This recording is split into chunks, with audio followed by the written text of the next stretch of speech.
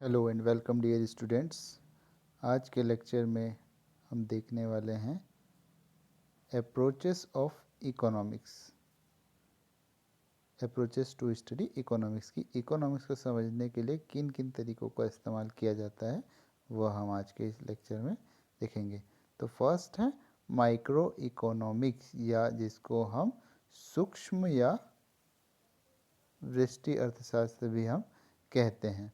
तो ये जो माइक्रो इकोनॉमिक्स जो शब्द है वो एक ग्रीक वर्ड माइक्रोस से बना है, और माइक्रो इकोनॉमिक्स क्या करती है, वह इकोनॉमिक बिहेवियर देखती है किसी एक पर्टिकुलर डिसीजन मेकिंग यूनिट या हाउस होल्ड का, या किसी एक इंडस्ट्री का देखेंगे, जैसे कपड़ा उद्योग या फिर जूता उद्योग या सीमेंट उद्योग, किसी भी एक, या किसी एक घर या किसी व्यक्ति विशेष का। ठीक है, तो इसे इंडिविजुअल डिसीजन मेकिंग यूनिट पे आधारित होती है, और माइक्रो इकोनॉमिक्स को प्राइस थ्योरी के नाम से भी जाना जाता है।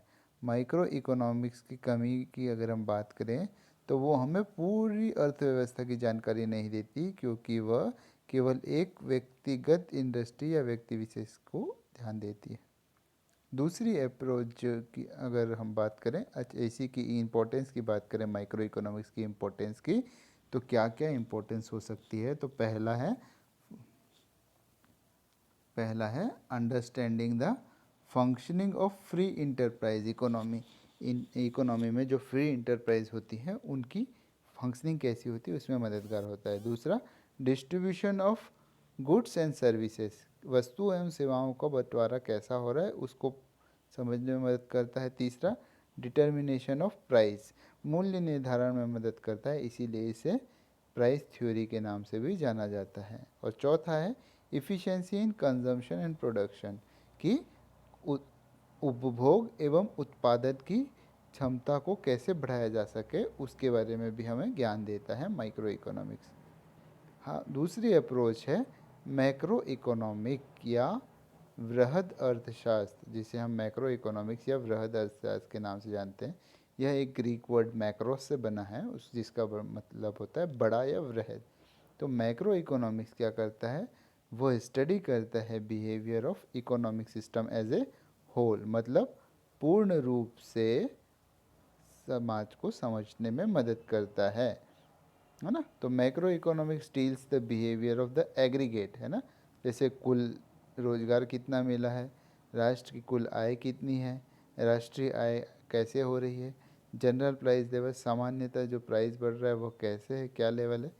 इसीलिए इसे इनकम थ्योरी के नाम से भी जाना जाता है। मैक्रो इकोनॉमिक्स का दूसरा नाम क्या है, इनकम थ्योरी या आय का सिद्धांत। मैक्रो इकोनॉमिक्स क्या करता है, किस चीज़ को इग्नोर करता है, इंडिविजुअल प्रेफरेंस या वेलफेयर को। जैसे माइक्रो इकोनॉमिक्स में इंडिविजुअल पर फोकस था, मैक्रो में इंडिविजुअल फोकस नहीं होता है, पूरा एग्रीगेट या होल फोकस होता है। इसकी इम्पोर्टेंस क्या है, तो मैक्रो इकोनॉमिक्स की इम्पोर्टेंस क्या क्या है। पहला, ये हमें हेल्पफुल होता है अंडरस्टैंड करने में functioning of complex economic system, मतलब पूरे के पूरे इकोनॉमिक सिस्टम को समझने में मदद करता है। दूसरा है ना, formulation of useful economic policy, जो हमारी जो बजट बनता है या इकोनॉमिक पॉलिसी बनती है वो मैक्रो इकोनॉमिक पॉलिसी ही होती है। और तीसरा है मैक्रो इकोनॉमिक्स हमारी राष्ट्रीय आय के आकलन में और उसके निर्धारण में मददगार होता है। तो एक प्रमुख प्रश्न हमेशा मिड टर्म या फाइनल एग्जाम्स में पूछा जाता है कि दोनों में अंतर क्या है। तो दोनों में अंतर, माइक्रो इकोनॉमिक्स माइक्रोस शब्द से बना है, माइक्रोस ग्रीक शब्द से आया है, वैसे ही मैक्रो इकोनॉमिक्स मैक्रोस से आया है। माइक्रो इकोनॉमिक पर्टिकुलर या इंडिविजुअल फॉर्म पर फोकस होता है, जबकि मैक्रो इकोनॉमिक्स होल इकोनॉमी को फोकस करता है। ठीक है, ये इंडिविजुअल बिहेवियर की स्टडी करता है, जबकि ये एग्रीगेट की स्टडी करता है, मतलब पूर्ण। माइक्रो इकोनॉमिक्स को प्राइस थ्योरी के नाम से जाना जाता है, मैक्रो इकोनॉमिक्स को इनकम थ्योरी के नाम से जाना जाता है।